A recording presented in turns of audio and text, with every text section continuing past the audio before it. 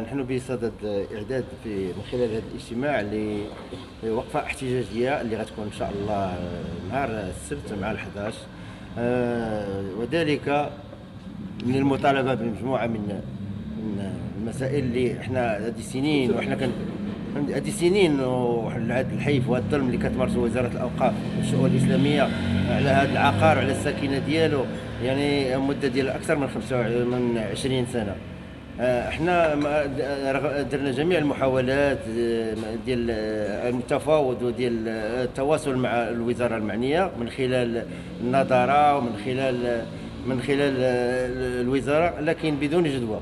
درنا عدة، كتبنا، راسلنا، درنا وقفة احتجاجية في السطات امام النظارة، ودرنا وقفة احتجاجية امام الملحقة ديال الإدارة ديال الأوقاف والشؤون الإسلامي بالرباط. لحد الآن لا تواصل، لا نتيجة، لا والو. يعني بحال حنايا جايين من كوكب آخر، حنا تنعيشوا حصار اقتصادي اجتماعي على جميع المستويات. بحال هاد حنا خارج إطار المغرب، بحال حنا ما كننتميوش للدولة العلوية، ما كننتميوش للدولة المغربية، رغم أننا حنايا يعني شرفاء ومن آل البيت وأصحاب حقوق. وهذا العقار هذا راه عقار عنده أكثر من 200 سنة باش هو محبس. هاد الوزاره يعني ما فهمناش حنا اشنو هي الطريقه باش باغا تسوي هذا الملف هذا. رغم هذيك المحاولات اللي درنا، النتيجه ما كايناش. حنا غادي نديروا وقفه احتجاجيه نهار الخميس باش نطالبوا بالحقوق ديالنا اللي هي مشروعه واللي هي من الحق ديالنا. وهذه الارض هذه راه محبسه تحبيسا معقبا، ماشي تحبيس يعني وقفا عاما ديال الاوقاف. هذا وقف ديال مواليه وفيه السكينه وهو مغطي بتصميم تهيئه، كله، وهو كيمثل النواه الاولى ديال مدينه سيدي الرحال. وكنتمناو جميع السكان تكون والصحافه وجميع المسؤولين وجميع المهتمين بهذا سميتو السكينه، كبير وصغير، يكونوا حاضرين، لان هذا الظلم وهذا الحيف وهذه المساله راه تنعيشوا المعاناه ديالها نحن جميعا. عبد الرحيم الحجوي، رئيس المرصد الوطني الحقوقي. فيما يخص الوقفه ان شاء الله اللي غتكون السبت بدءا من 11 ان شاء الله ديال الصباح، استنكار على هذا الاستفزاز اللي كتقوم به وزاره الاوقاف. كنتأسفوا للأسف الشديد اللي وصلنا ل 2023 وبقى الناس كتعاني. الساكنة ديال سيدي الرحال باقا كتعاني. ومن هذا المنبر كنوجهوا نداء للسيد العامل المحترم باش يشوف بعين الاعتبار لهذا الملف اللي هو اجتماعي، خصوصا هذه الظرفية اللي هي صعيبة بزاف. فما نطولش، كنشكر الصحافة اللي غتكون مواكبة جميعا هذا الحدث اللي غادي يكون ان شاء الله يوم السبت. وحنا هذه الوقفه ماشي من دوك الجمعيات اللي كينوضوا الفوضى. هنا الساكنه كلها كتاسف، لا نساء ولا رجال ولا شباب ولا موظفين ولا اطور.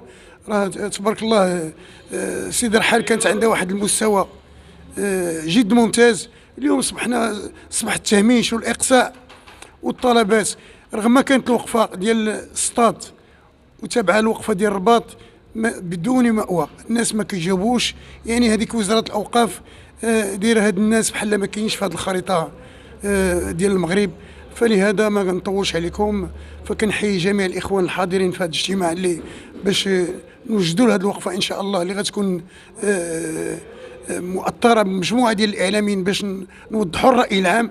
معكم علي العزاوي، ممثل ديال جمعيه مستثمري وقاطني العقار 13/1990 من اجل التسويه والمساهمه في التنميه.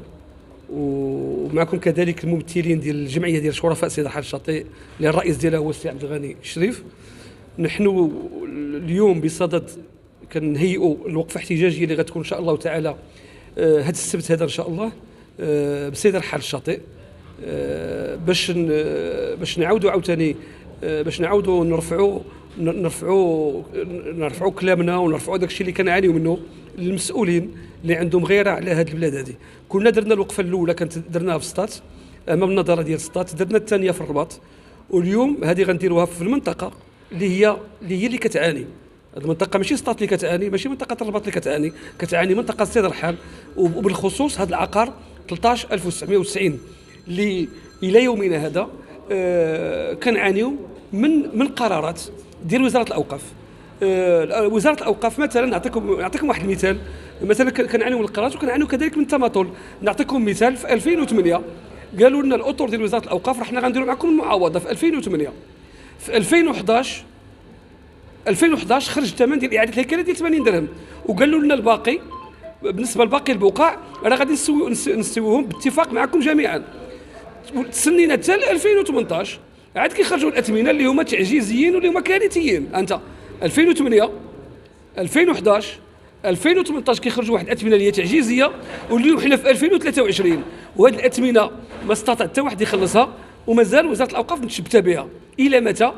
واش 2030 ولا 2050 امتى الاوقاف غتبدل هاد الاثمنه هادو؟ الله تعالى اعلم.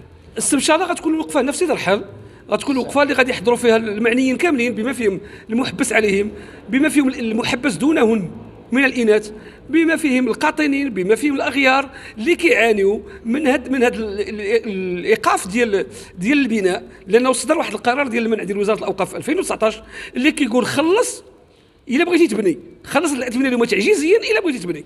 يعني ما تخلصش، ما تقدرش تخلص وما تقدرش تبني من 2019.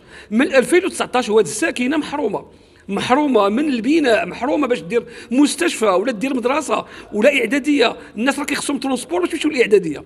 هاد المنطقه اللي كيسكنوا فيها الالاف كيخصهم كار يهزهم باش يديو وليداتهم للاعداديه.